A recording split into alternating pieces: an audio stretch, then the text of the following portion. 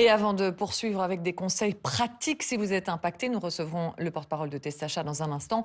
Voyons le pourquoi de ce changement avec notre ministre des Affaires étrangères. Bonjour Philippe Goffin. Le nombre de cas de Covid en Espagne est devenu trop important. Comment évaluez-vous qu'une destination doit basculer au rouge? Vous vous basez sur quels indicateurs?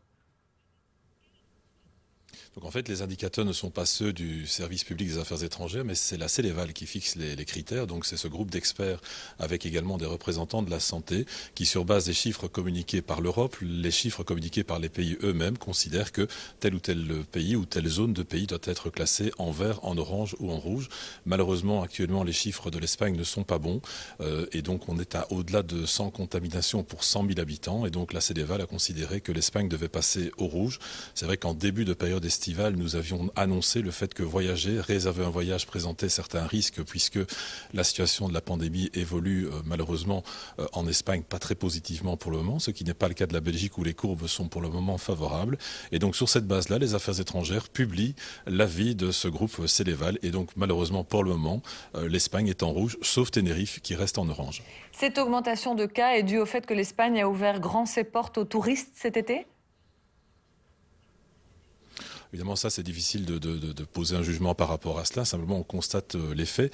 Pour le moment, les chiffres espagnols ne sont pas ceux que nous espérions. Il faut aussi savoir que j'ai pris contact directement avec mon homologue, la ministre espagnole des Affaires étrangères, qui comprend évidemment tout à fait notre position. Je rappelle que l'Allemagne et la France ont également adopté un code rouge pour l'Espagne. On espère évidemment que le plus rapidement possible, ça pourra revenir à la normale, mais on le savait, en début de période, nous serions dans des phases d'incertitude. On l'a vu avec la Suisse, on l'a vu avec certaines régions de France, avec certaines régions d'Espagne également. Je rappelle aussi qu'on a permis de donner un délai de 48 heures, un délai de préavis pour permettre aux personnes qui souhaitent pouvoir s'organiser pour rentrer en déant ce délai, de ne pas subir une quarantaine ou un test obligatoire, mais simplement de suivre une quarantaine. Oui. Justement, Monsieur le Ministre, à partir de quand exactement les Belges ont 48 heures pour rentrer? Ça démarre quand? Ça a démarré hier soir au moment de l'annonce ou ça démarre vendredi en fin de journée et les Belges ont encore le week-end pour rentrer? Dans un souci effectivement de pragmatisme, comment ça fonctionne?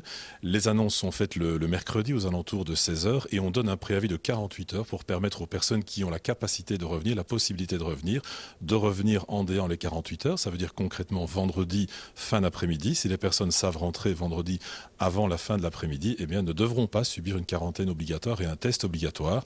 On est alors dans la condition du code orange, c'est-à-dire une quarantaine fortement recommandée, un test fortement recommandé mais pas obligatoire. Merci beaucoup Philippe Goffin d'avoir répondu à nos questions.